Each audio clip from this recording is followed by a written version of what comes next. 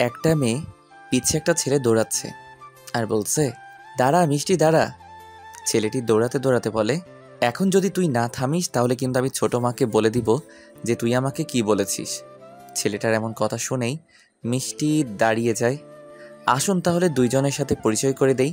নীল চৌধুরী, সবাই নীল বলেই ডাকে। দেখতে হিরোদের চাইতে কম না।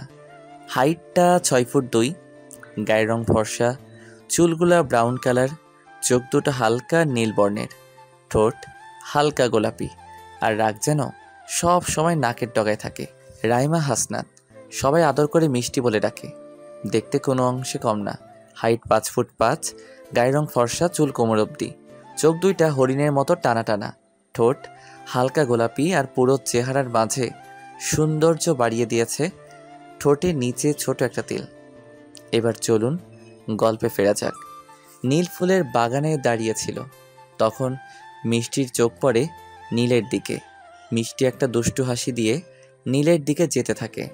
তখনই নীলের কানের কাছে গিয়ে জোরে একটা চিৎকার দিয়ে একটু দূরে এসে নীলকে লাম্বু, তালগাছ, জিরাফ বলতে শুরু করে। নীল এই কথা শোনা মাত্র মিষ্টিকে ধরার জন্য দৌড়াতে থাকে। একটা সময় মিষ্টিকে ধরতে না পেরে নীল তখন বাধ্য হয়ে ছোট আম্মুর কথা বলে, আর মিষ্টি তার আম্মুর কথা শুনেই দাঁড়িয়ে যায়। মিষ্টির সামনে দাঁড়িয়ে, কি বললি আবার বলতো? কই, কি বলেছি আমি? কিছুই তো বলিনি। তুমি মনে হয় কানে বেশি শুনো। আমি তোমাকে কিছুই বলি নাই। ও আচ্ছা, তাই নাকি? তাহলে লাম্বু, জিরাফ, তালগাছ এগুলো কে বলছে? মনে হয় তোমার ভূতনি বউ এসে তোমার কানে বলে গেছে। তাই? তাহলে সেই ভূতনি বউটা কে? তুই? কি রে, আমার বউ হওয়ার এত শখ? ইস, কি শখ! আমার বয়ে গেছে তোমার মতো লাম্বুর বউ হওয়ার। তুই আমাকে আবারও লাম্বু বললি? হ্যাঁ বলেছি, 100 বার বলবো লাম্বু লাম্বু লাম্বু। শুধু তাই না, তুমি একটা নীল তেলাপোকা যে সবসময় শুধু বাড়ি দেয়ালে ঘুরঘুর করে বেড়ায়। মিষ্টি মুখের এইসব শুনে নীলের প্রচুর রাগ হয়। যেই না মিষ্টিকে ধরতে যাবে তখনই মিষ্টি দেয় দৌড়। নীল তখন থেমে যায় আর মিষ্টির কথাগুলো ভাবতে থাকে আর বলে, সত্যি নীল তেলাপোকা দুনিয়াতে আছে নাকি? এই বলেই আনমনে হেসে দেয়। ঘরে এসে বিছানার উপর শুয়ে নীলের একটা ছবি হাতে নিয়ে বলতে থাকে, কেন বুঝো না নীল যে আমি তোমাকে কতটা ভালোবাসি? কবে বুঝবে তুমি আমার মনের কথা? এই বলে মিষ্টি নীলের ছবিটা বইয়ের পেজে রেখে দেয় আর রাতটুকু নীলের কথা ভেবেই কাটিয়ে দেয়। মিষ্টি, মিষ্টি, মা ওঠ, সকাল হয়েছে তো। এখনো ঘুমিয়ে আছিস? কটা বাজে সেই খেয়াল আছে তোর? কি, তুমি আম্মু এত সকাল সকাল ঘুম থেকে ডেকে তুললে? মনে হয় বাড়িতে বিয়ে লেগেছে। এভাবে ডাকার কি আছে? কয়টা বাজে? 10টা বাজে মহারানী। আপনাকে ডাকার জন্য আমাকে আপনার বড় আম্মু পাঠিয়েছে। কি, 10টা বাজে আর আমাকে তুমি এখন ডাকতেছো? কি ঢিলে কোম্পানি আম্মু আমার। কি বললি তুই? আমি ঢিলা কোম্পানি? সেই কখন থেকে মহারানীকে ডেকেই যাচ্ছি, তার উঠার কোনো নাম নেই। আর আমি কিনা ঢিলা কোম্পানি? দাঁড়া, তোর একদিন কি আমার একদিন। সরি, আমার ঢিলা কোম্পানি। থুকু সুইটি আম্মু। তুমি যাই, আমি ফ্রেশ হয়ে আসি। এই বলেই মিষ্টি ফ্রেশ হতে চলে যায়। নিচে নেমে দেখে টেবিলে সবাই বসে আছে। তখনই নীলের আম্মু মিষ্টিকে বলল, হ্যাঁ রে মিষ্টিমা, এত দেরি হলো কেন তোর? রাতে দেরি করে ঘুমিয়েছিলি নাকি? আর বলো না, বড় আম্মু রাতে লাম্বু থুকু নীল তেলাপোকা আমার ঘরে এসেছিল। তাকে মারতে গিয়ে এত দেরি হয়েছে আমার। নীল তেলাপোকা? এটা আবার কি?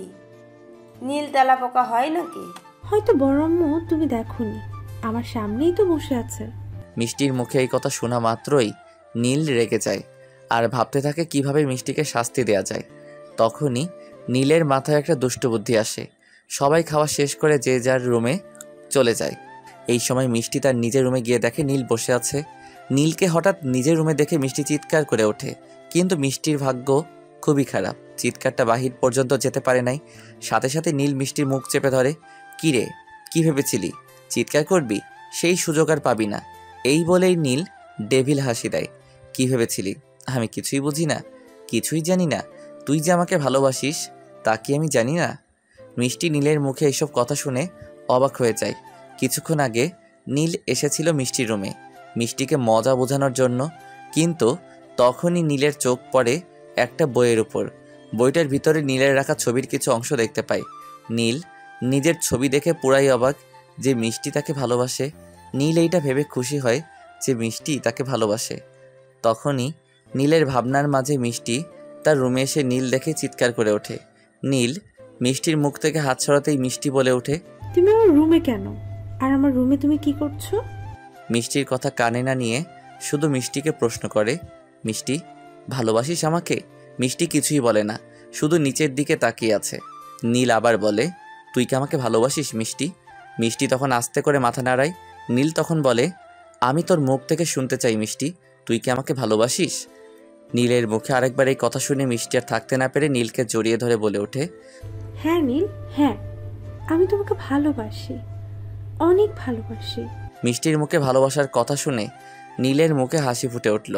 তখন নীল মিষ্টিকে বলল, আমি তোকে ভালোবাসি, ভীষণ ভালোবাসি আমি আমার দুষ্টু মিষ্টিকে।